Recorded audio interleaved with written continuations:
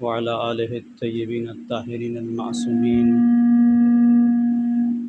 لا سيما بقية الله الأعظم في الأراضين ولعنة الله على أعدائهم أجمعين من ليلنا هذا إلى قيام يوم الدين.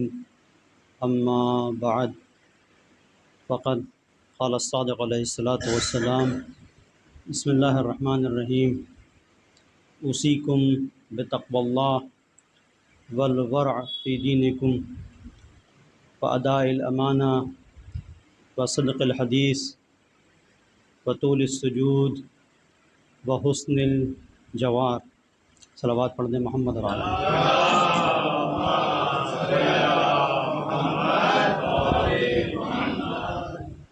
تو جو موضوع مجھے دیا گیا وہ کل رات میں ہی ملا. بہرحال امام اور شیعوں کی تربیت امام صادق علیہ السلام کے ذریعے سے ایک وسیع موضوع ہے.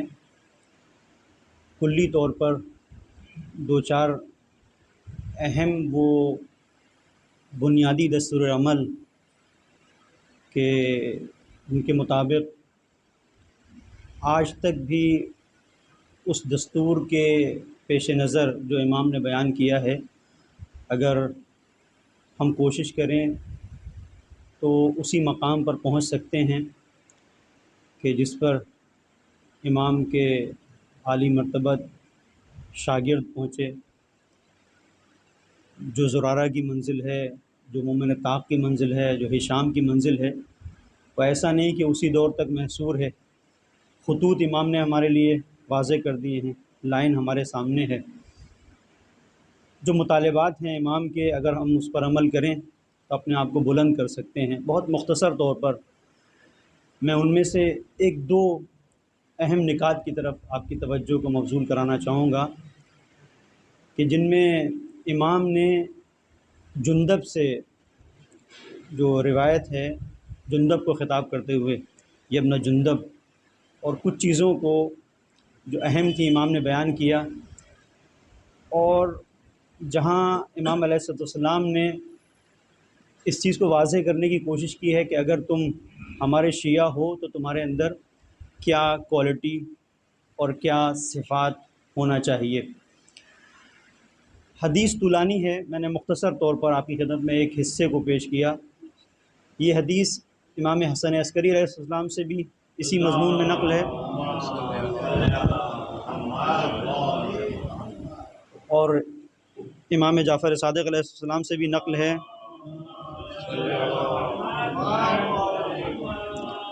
کہ امام علیہ السلام نے متوجہ کرتے ہوئے فرمایا: اوصیکم بتقوی اللہ والورع فی دینکم، میں تمہیں تقوی الہی کی دعوت دیتا ہوں، وصیت کرتا ہوں اللہ کا تقوی اختیار کرو. والورع فی دینکم، اور اپنے دین میں ورع پرہیزگاری. اب یہاں پر گفتگو علماء نے کی ہے تقوی اور ورع میں کیا فرق ہے. تقوی یعنی اپنے آپ کو بچانا. اس کی بہت خوبصورت انداز میں تشریح شہید مطہر نے کی ہے کہ بچانے کا مطلب کیا ہے. آپ گھر سے باہر نکلتے ہیں تو جوتا پہن لیتے ہیں، چپل آپ کے پیروں میں ہوتی ہے، کیوں؟ اس لیے کہ کنکر نہ چبھ جائے، کہیں کوئی کانٹا نہ گھس جائے. بہرحال تھوڑا بہت آپ کو آپ کا جوتا بچاتا ہے، گندگی نہ لگ جائے. راستہ مثال کے طور پر ناہموار ہے، اذیت نہ ہو، تو آپ اپنے پیروں کو بچانے کے لیے جوتا پہنتے ہیں. کسی ایسی جگہ پہنچے کہ جہاں پر بہت سردی ہو رہی ہے، آپ گرم لباس لے کے جاتے ہیں. کیوں لے کے جاتے ہیں؟ یہ لباس جو گرم ہے آپ کو سردی سے بچاتا ہے. پھر انہوں نے ایک مثال دی ہے کہ آپ باہر بھی رہ سکتے تھے زیر آسمان کھلی ہوا، لیکن آپ گھر بناتے ہیں.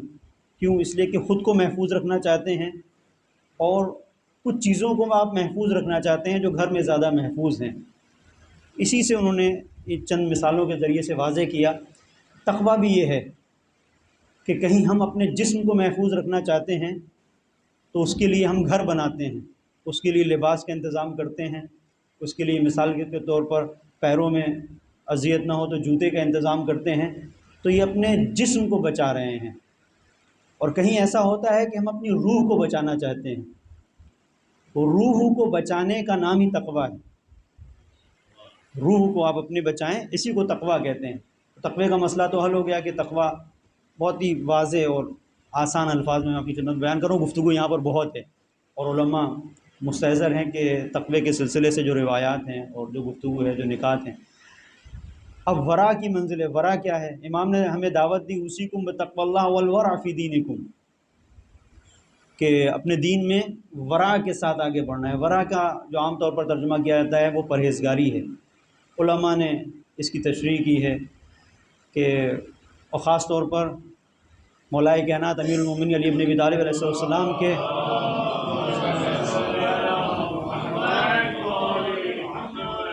اس قول سے استفادہ کرتے ہوئے کہ جہاں پر مولا نے فرمایا کہ الورع یعنی توقف عند الشبہہ، کہ جہاں پر کوئی شبہ ہے وہاں پر انسان ٹھہر جائے، اسے ورع کہتے ہیں. تقویٰ یہ ہے کہ انسان اپنے آپ کو بچاتا ہے گناہوں سے، اسے پتہ ہے کہ گناہ ہے، اس کی طرف نہیں جانا ہے. لیکن ورع کی منزل تقوی سے عالی ہے.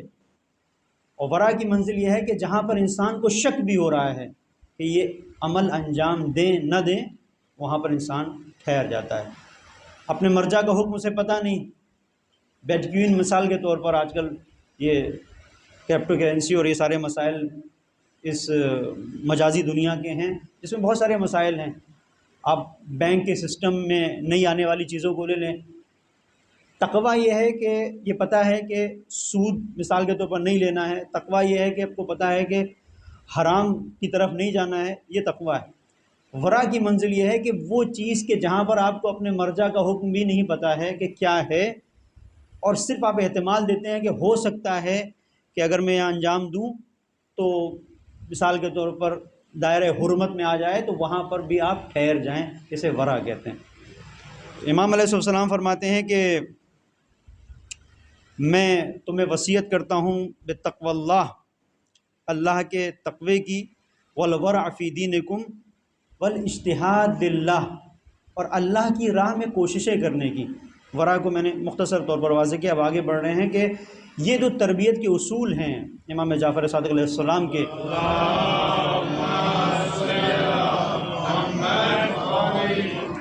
یہ ہمیں بتاتے ہیں کہ کیسے ہم ایک شیعہ جعفری ہو سکتے ہیں. تو امام فرماتے ہیں کہ ورع ضروری ہے، تقویٰ، اس کے بعد اجتہاد، اللہ کی راہ میں کوشش کرنا، اللہ کی راہ میں آگے بڑھنا، صدق الحدیث، سچ. اور یہ اس کے سلسلے سے آپ کے پیش نظر ہے کہ جو صادق ہے وہ ہم سے مطالبہ کر رہا ہے صداقت کا، کہ کم سے کم میرے نام کا بھرم تو رکھو. واداء الامانہ وحسن خلق ہی، کہ انسان اپنے کردار کو، اپنے اخلاق کو اچھا بنائے، حسن خلق اس کے وجود کے اندر ہو. اور اس کے بعد یہ جو حسن خلق ہے یہ بھی اس طرح سے کہ بڑی خوبصورت روایت ہے. آپ دیکھیں کہ قیل ھذا جعفری، یہ حسن خلق اس طرح سے ہو کہ لوگوں کے درمیان جب تم جاؤ، حسن خلق مع الناس، لوگوں کے درمیان اٹھو بیٹھو تو لبوں پر ایسی مسکراہٹ ہو، انداز ایسا ہو کہ یہ کہا جائے کہ ھذا جعفری، یہ جعفری ہے. یہ کہا جائے ھذا جعفری، اور جب یہ کہا جائے گا کہ قیل ھذا جعفری فیسرنی ذلک، یہ چیز ہمارے دل کی خوشی کا سبب ہوگی. جب کوئی یہ کہے گا، کسی کو اچھا اخلاق دیکھے گا کسی کا، وہ کہے گا کہ یہ جعفری ہے، دیکھو اتنا اچھا اخلاق ہے اس کا، یہ امانت میں خیانت نہیں کرتا، یہ ہمیشہ سچ بولتا ہے، اس کا کردار ایسا ہے. تو جب اسے کہا جائے گا، تعریف اس کی ہوگی، خوشی ہمیں ہوگی. کیوں؟ اس لیے کہ تم ہم سے منسوب ہو. اور اسی لیے آپ روایت میں دیکھیں کہ ملتا ہے، شقرانی کا نام آپ نے سنا ہوگا، کہ بعض روایتوں میں یہاں تک ہے کہ اپنے کسی حق کو جو خلیفہ نے رکھا تھا تقسیم کر رہا تھا، جو لوگوں کے حقوق تھے ان میں سے، تو اس میں ایک شقرانی نام کا شخص ہے جو بظاہر روایت یہ کہتی ہے کہ مولا کا چاہنے والا ہے، لیکن گناہ میں آلودہ رہتا ہے، اور ایک ایسی منزل پر ہے کہ شراب پیے ہوئے ہے اور اپنے حق کے لیے لینے کے لیے گیا ہوا ہے، جھوم رہا ہے. اب کیسے جائے؟ شراب پیے ہوئے ہے، قدم کہیں رکھتا ہے، جا کہیں رہے ہیں، اور ایک لائن لگی ہوئی، لوگ جو خلیفہ وقت بانٹ رہا ہے، تقسیم کر رہا ہے، تو اس کا اپنا تو نہیں ہے، لوگوں ہی کا ہے، وہ جو قبضہ کر کے بیٹھا ہوا ہے. اب اس کے دماغ میں آیا کہ کچھ دینا ہے، تو لوگوں کو اس نے بلایا کہ آ کے اپنا حق لے لو، وہاں پر یہ ڈگمگا رہا ہے، تو امام وہاں سے گزر امام کا ہوتا ہے تو اسے دیکھتے ہیں۔ تو بعض جگہوں پر یہ عجیب و غریب روایت ہے کہ اگر یہ روایت اپنی جگہ پر صحیح ہو، مختلف انداز سے ہے شقرانی کے سلسلے سے۔ ایک یہ کہ امام نے یوں ہی ملاقات کی، ایک یہ روایت کہ شراب کی بو آ رہی ہے۔ تو امام ایسا نہیں ہے کہ اب یہ دیکھیں تربیت کے اصول ہیں، امام جعفر صادق علیہ السلام کی تربیت،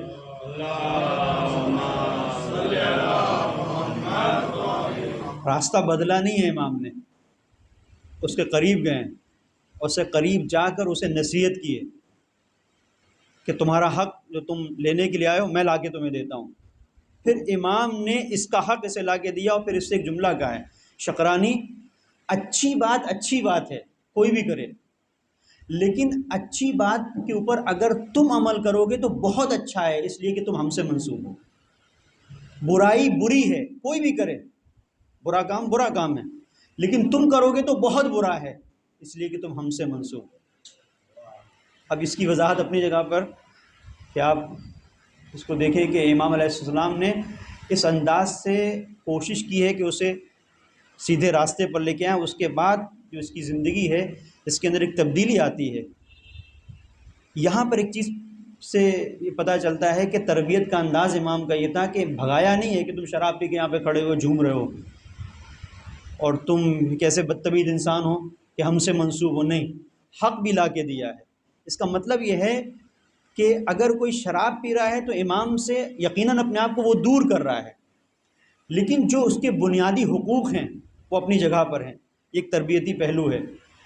یہ شراب بہت بڑا گناہ ہے، اس کے اوپر گفتگو ہو سکتی ہے، لیکن اس کو چھوڑ رہا ہوں۔ بہت ہی ایسی چیز ہے کہ ظاہر ہے کہ جس کے اندر جس کی خباثت کو، جس کی برائی کو آپ قرآن کریم میں آپ دیکھ لیں، روایات میں دیکھ لیں کہ کیا منزل ہے۔ تو امام بھگا سکتے تھے کہ بھاگو تم یہاں سے، ہمیں بدنام کر رہے ہو، لیکن ایک بدنامی کا مرحلہ ہے اور ایک اس کے حق کا مسئلہ ہے۔ تو چاہے شرابی کیوں نہ ہو، اگر وہ ہم سے منسوب ہے اور ہمارا شیعہ ہے تو ہماری ذمہ داری ہے کہ اس کا حق اسے لا کے دیں۔ بڑی سخت منزل ہے یہ، اور یہاں معمولی چھوٹے اگر کسی سے کوئی گناہ سرزد ہو جاتے ہیں تو ہم اسے شیعہ ماننے کے لیے تیار نہیں ہوتے، فوراً شیعہ سے خارج کر دیتے ہیں۔ نظریہ ہم سے تبدیل ہو گیا، ہمارا مرجع کوئی اور ہے، اس کا مرجع کوئی اور ہے، جائیے آپ اپنا کام کیجیے۔ تو تربیتی اصول جو امام جعفر صادق علیہ السلام کے ہیں ان کو آپ دیکھیں،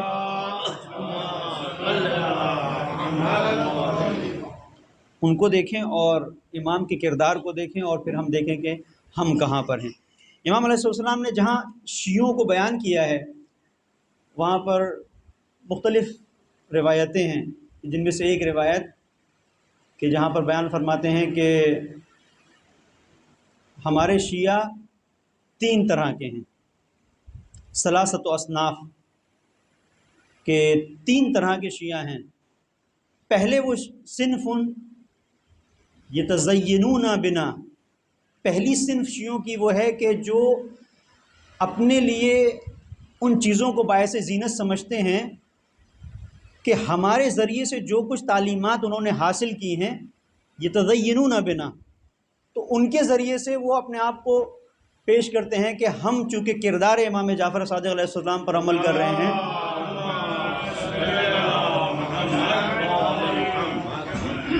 امام کے تعلیمات یہ ہیں، لہٰذا وہ اپنا اعتبار ہم سے حاصل کرتے ہیں۔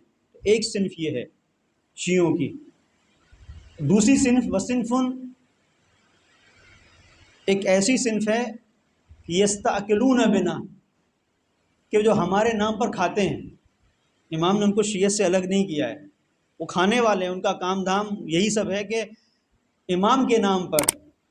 اب وہ ہم جیسے لوگوں کے سلسلے سے ہے، وہ بہرحال سب کے سلسلے سے یہ نہیں کہا جا سکتا، لیکن ہم اپنے بارے میں کہہ سکتے ہیں کہ ہماری صنف اور مجھ جیسے لوگوں کے سلسلے سے کہ جو اعتبار حاصل کرتے ہیں کہ امام جعفر صادق علیہ السلام نے یہ کہا، یہ فرمایا، یہ شرعی مسئلہ ہے، یہ وہ، اور ان کے کردار پر عمل نہیں کرتے، یستأکلون بنا، تو ہمارے ذریعے سے ان کا پیٹ بھر رہا ہے۔ وہ ہمارے معارف کو، ہمارے تعلیمات کو اس لیے نہیں بیان کرتے ہیں کہ تعلیمات بیان کریں تو لوگ دین پر عمل کریں، وہ بیان کرتے ہیں کہ ان کا پیٹ بھر رہا ہے، اور اگر ان کا پیٹ کہیں اور بھرے گا تو وہاں پہ بیان کریں گے۔ اسی لیے آپ دیکھیں کہ اتنی جگہ ایسی ہیں آپ کے سامنے کہ ایک بحر میں اور ایک خاص انداز میں، خاص پیرائے میں مولا کا قصیدہ کہا گیا، اور یہ آپ کے پیش نظر ہے۔ وہی خاص پیرایا، وہی خاص بحر، وہی خاص انداز، کوئی ایک سیاسی لیڈر آ گیا تو سب کچھ بدل گیا، الفاظ تھوڑے تبدیل ہو گئے، علی کی جگہ اس کا نام آ گیا۔ تو یستاکلون بنا، یہ شیعہ ہیں، لیکن یہ شیعہ ہیں، مولانا یہ نہیں کہا یہ ہم سے خارج ہو گئے، یہ شیعہ نہیں ہیں، کہا کہ یہ شیعہ ہیں لیکن یہ ہمارے نام پر کھاتے ہیں، یہ ویسے شیعہ ہیں ہمارے نام پر کھاتے ہیں۔ تو یہ ایک صنف وہ ہے شیعوں کی جو ہمارے نام پر کھانے والے لوگ ہیں۔ پھر امام علیہ السلام نے فرمایا کہ اور ایک صنف وہ ہے کہ وَصِنْفٌ مِنَّا، یہ ہم سے ہے، وَإِلَيْنَا، ان کا ہم و غم بھی یہ ہوتا ہے کہ ہمارا امام کیا چاہ رہا ہے، یہ ہماری طرف آتے ہیں، یہ وہ شیعہ ہیں۔ یَأْمَنُونَ بِأَمْنِنَا، کہ جو اس وقت اپنے آپ کو امن محسوس کرتے ہیں کہ جب یہ دیکھتے ہیں کہ ہمارا امام چین و سکون سے ہے، لیکن اگر یہ دیکھتے ہیں کہ ہمارے امام کے اوپر کوئی پریشانی ہے تو یہ پریشان ہو جاتے ہیں۔ اس کا مطلب ان کی پریشانی اور ان کی آسانی خود ان کی نہیں ہوتی ہے، ان کا محور اور مرکز ہماری ذات ہوتی ہے۔ امام نے 3 طبقات شیعوں کے بیان کیے ہیں، شیعہ سے کسی کو خارج نہیں کیا یہاں پر بھی۔ وہ جو ہمارے نام پر کھا رہا ہے وہ بھی ہمارا شیعہ ہے، جو اپنے وجود کو بہتر بنا کے اعتبار حاصل کر رہا ہے سماج اور معاشرے میں، وہ بھی ہمارا شیعہ ہے۔ یہ درجات ہیں، لیکن کتنا اچھا ہے وہ شیعہ کہ جس کا ہم و غم ہماری ذات ہے، جو ہمیں لے کے آگے بڑھ رہا ہے۔ تو یہ ایک مرحلہ ہے، ہمیں سوچنا ہے کہ ہم کہاں پر ہیں۔ اب اس کے بعد امام نے وضاحت بھی کی ہے کہ کون ہمارا شیعہ نہیں ہے۔ دیکھیں، امام کے نام پر کھانا ایک بڑا مسئلہ ہے، آج کل یہ بھی ہے نا کہ نظر و نیاز اور یہ سارے مسائل، اس پر بھی بہت سارے اعتراض ہوتے ہیں، بڑے مسائل ہو گئے ہیں، جس کا جواب علماء نے دیا، خاص طور پر شہید مطہری نے دیا ہے، اور شہید مطہری نے تقریباً آج سے 50 سال پہلے ان سارے مباحث کا جواب دیا کہ اتنا دیگیں، اتنی نظر، اتنی نیاز، اتنا یہ سب کیا ہو رہا ہے، کوئی مسئلہ نہیں ہے، کوئی مشکل نہیں ہے، امام کے نام پر ہو رہا ہے۔ اب کہتے ہیں کہ بھئی قوم میں چیریٹی ہو سکتی ہے، ہاسپٹل بنائے جا سکتے ہیں، یہ ہو سکتا ہے، وہ ہو سکتا ہے، سارے مسائل، یہ فکری انحراف ہے۔ اب اس کی طرف میں نہیں جاؤں گا کہ یہ کیا ہے اور کس طرح سے، آپ خود اس کا تجزیہ کریں۔ شہید مطہری نے مختصر طور پر جواب بھی آپ کے سامنے رکھ رہا ہوں، کہ جہاں پر انہوں نے کہا ہے کہ یہ جو کربلا میں اتنا زیادہ نظر و نیاز کا سلسلہ ہوتا ہے اور اتنا زیادہ تبرکات اور یہ ساری چیزیں، تو آپ نے فرمایا کہ کوئی یہ نہ کہے کہ یہ اتنا زیادہ ہو رہا ہے، یہ اسراف ہو رہا ہے، یہ قوم میں بھوک مری ہے، قوم میں ہاسپٹل کی ضرورت ہے، قوم میں مثال کے طور پر ایجوکیشن کے انسٹیٹیوٹ کی ضرورت ہے، کالجز کی ضرورت ہے، یہ ساری ضرورتیں اپنی جگہ پر ہیں۔ شہید مطہری کہتے ہیں کہ لیکن آپ غور کریں کہ یہ جتنی بھی چیزیں قوم میں جو نیک کام ہیں اور جو کچھ بھی خیرین نے انجام دیا ہے، چاہے وہ ہاسپٹل ہو، چاہے وہ کوئی مدرسہ ہو یا اسکول کالج ہو، یا جتنی بھی رفاہی چیزیں ہیں، ان سب کو آپ تلاش کریں گے تو آپ کو ملے گا زیادہ تر انہی لوگوں نے بنوایا ہے جنہوں نے وہاں پر بھی خرچ کیا تھا، امام حسین کے نام پر۔ کیونکہ جب آپ حسین کے نام پہ خرچ کرتے ہیں تو حسین کی عنایت ہوتی ہے، تو آپ معاشرے میں اور قوم میں خرچ کرتے ہیں، تو یہ تو خالی ایک اس طرح کا ایک شبہ ہے۔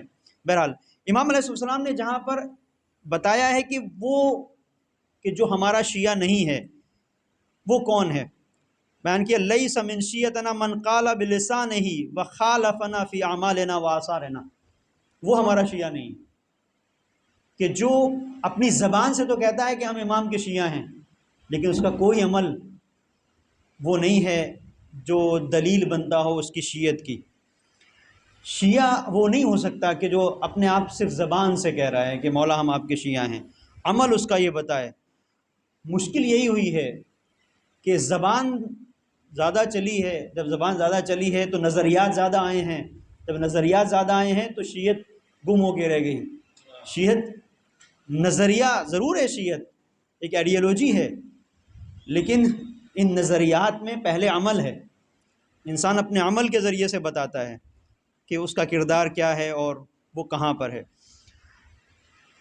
اب آپ ایک اور روایت کو دیکھیں کہ جہاں پر امام علیہ السلام نے شیعوں کی جہاں پر تقسیم کی تھی، میں نے آپ کی خدمت میں عرض کیا، جو ایک روایت یہ تھی کہ جس سے علماء نے نقل کیا کہ اشیۃ ثلاثۃ اصناف صنف یتزینون بنا، جو اپنے آپ کو زینت دیتی ہے ہمارے ذریعے سے.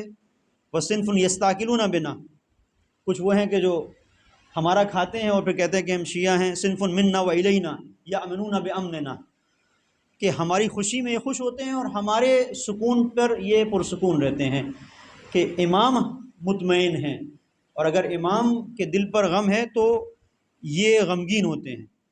اب آپ دیکھیں امام علیہ السلام نے جو مطالبات ہم سب سے کیے ہیں وہ کس طرح کے ہیں، کہ جہاں پر امام نے کہا ہے کہ واقعی اگر تم یہ شیعہ ہو تو چاہے وہ یستاکلون کی منزل میں ہو، یعنی ایک منزل ہے کہ ہمارا کھاتا ہے لیکن ہمارا شیعہ ہے، کھاتا ہمارا ہے، ہم سے اعتبار حاصل کرتا ہے لیکن ہمارا شیعہ ہے، اور ایک منزل وہ ہے کہ ہمارا شیعہ ہی نہیں ہے.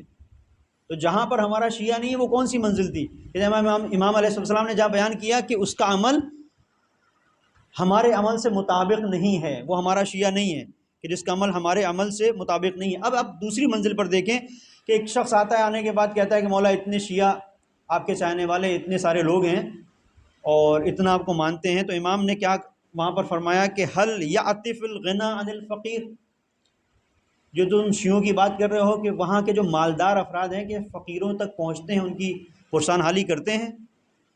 وَيَتَجَاوَزُ الْمُحْسِنَ لِلْمُسِيءِ، اگر کسی سے کوئی غلطی ہو جاتی ہے تو آپ اس کو بخشنے کے لیے تیار ہیں کہ چھوڑو جانا دو، غلطی ہو گئی.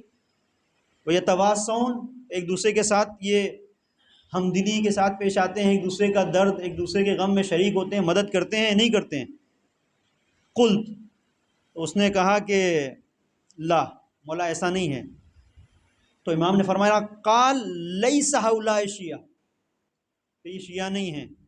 الشیعۃ من یفعل ھکذا، کیا شیعہ ایسا انجام دیتا ہے؟ یعنی جہاں پر امام نے اس چیز کو بیان کیا ہے کہ ہمارے عمل سے ان کا عمل مطابق ہو، تو اس مطابقت کو مولا نے یہ نہیں کہا ہے کہ ان کی نماز ہماری طرح ہو، توجہ کیجیے گا، ان کا روزہ ہماری طرح ہو، زکوٰۃ وہ ہماری طرح دیتے ہیں کہ نہیں، وہ لوگوں کی مدد ویسے کرتے ہیں کہ نہیں جیسے ہم کرتے تھے. طرز معاشرت ان کا کیسا ہے، یہ ایک بنیادی نقطہ ہے جس سے غفلت جو ہے وہ بہت سخت ہے. کہ امام علیہ السلام ان لوگوں کو متوجہ کر رہے ہیں کہ جو کہتے ہیں کہ ہم شیعہ ہیں، اور امام بیان کر رہے ہیں کہ کہاں کہاں تم شیعت سے خارج ہو سکتے ہو، نام لیتے ہو لیکن شیعت سے خارج ہو. وہ کہاں پر؟ تم ہمارے نام پر کھا رہے ہو، ہم سے اعتبار حاصل کر رہے ہو، کوئی مشکل نہیں ہے، لیکن ہمارے چاہنے والوں کا خیال رکھنے والے ہو تب. لیکن اگر ہمارے چاہنے والوں کا خیال نہیں ہے، غریب ہے، وہ مر رہا ہے، تمہیں اس سے کوئی فکر نہیں ہے، تمہیں صرف اپنے مسائل کی فکر ہے، اپنی باتیں کرتے ہو. اور یہ ساری بڑی سخت چیزیں ہیں عزیزوں، سخت منزل ہے کہ جہاں تم فقیروں کو، نادار طبقے کو تم فراموش کر جاؤ، بھول جاؤ، تو اب تم شیعہ نہیں ہو. یبن جندب، میں نے عرض کیا تھا کہ جندب سے مخاطب کرتے ہوئے مولا کی حدیث ہے، یبن جندب بلغ معاشر شیعتنا، کہ ہمارے شیعوں تک یہ بات پہنچا دو. قل لہم لا تذهبن بکم المذاہب، مختلف نظریات تمہیں اپنے ساتھ اکھاڑ کر نہ لے کے چلے جائیں. آج مشکل یہی ہے کہ شیعت ایک کردار کا نام ہے، اسے کچھ لوگوں نے ایک نظریہ بنا دیا، فکری عیاشی، بڑی بڑی باتیں، یہ کر دیں گے، وہ کر دیں گے، عالمی سامراج سے مقابلہ، استکبار سے مقابلہ، سب کچھ ہے. پہلے اپنے گلی میں رہنے والے ایک فقیر شخص کے گھر تک پہنچو تو صحیح، اس کے بعد استکبار سے بھی مقابلہ کرنا. یعنی منزل یہ ہے کہ پہلے اپنے نفس کے، جو تم غلام بنے ہوئے ہو اور اس میں الجھے ہوئے ہو، اپنے نفس کے اس دائرے سے نکل کے باہر تو آؤ، اپنے نفس کو کچلو، پھر تم استکبار کو بھی کچلو گے. لیکن مصیبت اب یہ ہو گئی ہے کہ ایک فکری عیاشی ہے، سارا مقابلہ دوسرے سے کرنا ہے، اس دشمن سے کرنا ہے جو ہم سے بہت دور بیٹھا ہوا ہے، اور جو ہمارا واقعی دشمن ہے، جو ہمارے وجود کے اندر ہے، اس سے غفلت ہے. یہ شیعت نہیں ہے. وہ خطوط جو امام جعفر صادق علیہ السلام نے بیان کی وہ کچھ اور ہیں.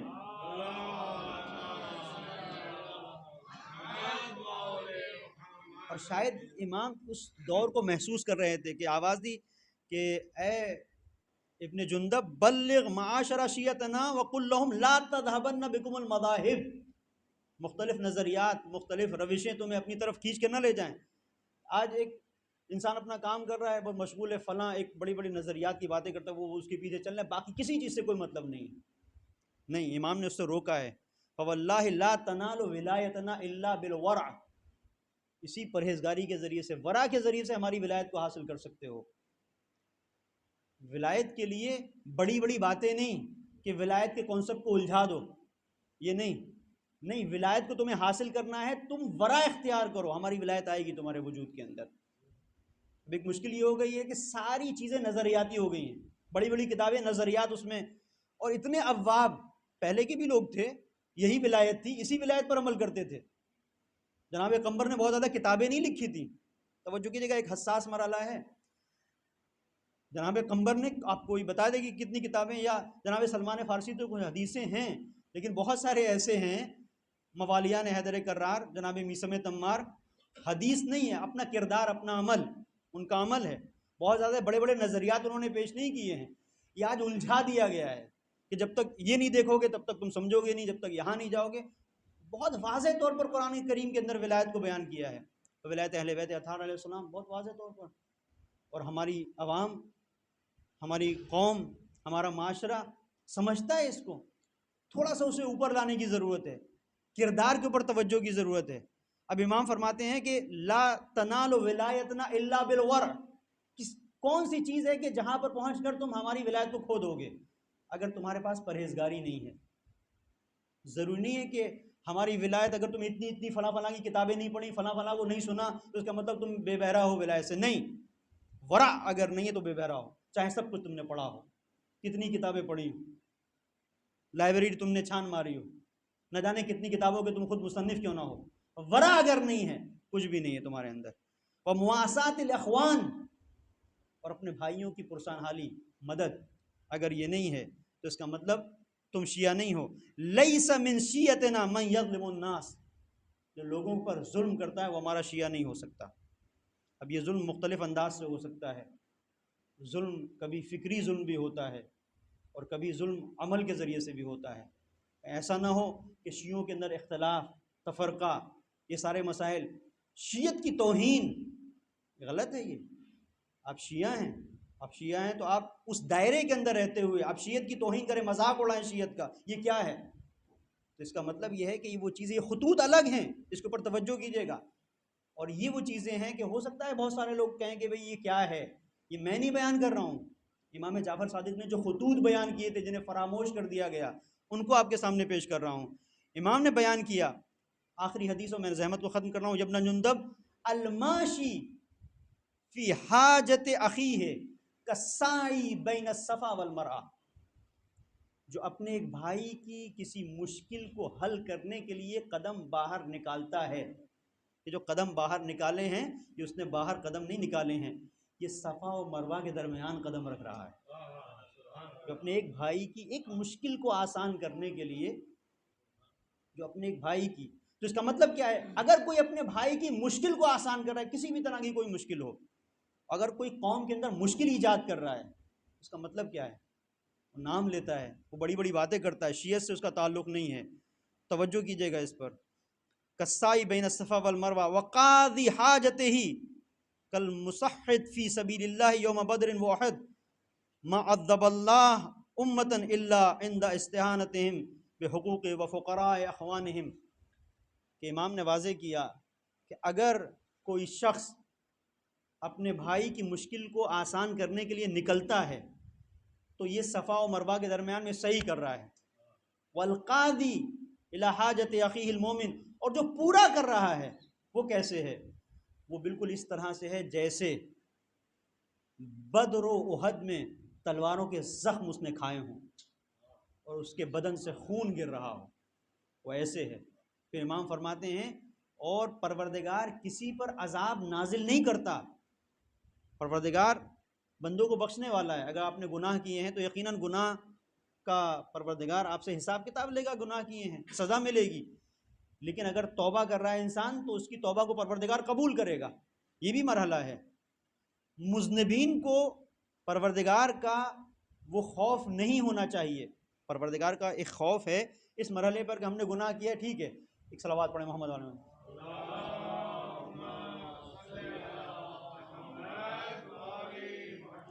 وہ خوف جو انسان کو مایوسی تک منتقل کر دے وہ نہیں ہونا چاہیے۔ مولانا بھی اس کو بیان کر رہے تھے، پروردگار کی جانب سے ایک سخت عذاب کیا ہے کہ وہ ارتباط جو عبد و معبود کا ہے وہ ختم ہو جائے، کہ جہاں پر پروردگار لذت مناجات کو چھین لے، یہ سخت منزل ہے۔ اور یہ ساری چیزیں کہاں پر ہوتی ہیں؟ اللہ کا جو سخت ترین عذاب ہے جسے پروردگار خود بیان کر رہا ہے کہ میں عذاب نازل کروں گا، اس عذاب کو امام نے بیان کیا ہے کہ پروردگار کا عذاب، بڑا عذاب یہ نہیں ہے کہ جلا دے، بڑا عذاب یہ نہیں ہے کہ جہنم کے نچلے طبقے میں ڈال دے۔ اگر جہنم کے کسی نچلے طبقے میں بھی ہے اور ذکر پروردگار انسان کر رہا ہے تو آپ دیکھیں روایات کیا بیان کرتی ہیں، سیر و سلوک کے جو علماء ہیں اس راہ کے سے کس طرح سے بیان کرتے ہیں، آپ سے دیکھیں کہ کوئی یہ عذاب یہ ہے کہ انسان لذتوں میں رہے اور خدا کو بھول جائے، یہ عذاب ہے۔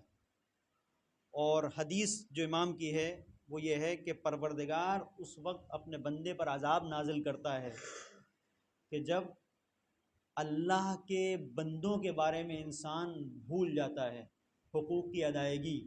تمہارا برادر مومن، تمہارا ایمانی بھائی وہ تڑپ تڑپ کے مر گیا، تم اس کے پاس گئے نہیں، کوئی مریض رہا اس کو تم نے پوچھا نہیں، ایک باپ اپنی بیٹی کی شادی کے لیے پریشان رہا، تم وہاں پر پہنچے نہیں، کوئی تعلیم کے لیے پریشان رہا، وہاں پر گئے نہیں، یہاں پر عذاب نازل ہوگا۔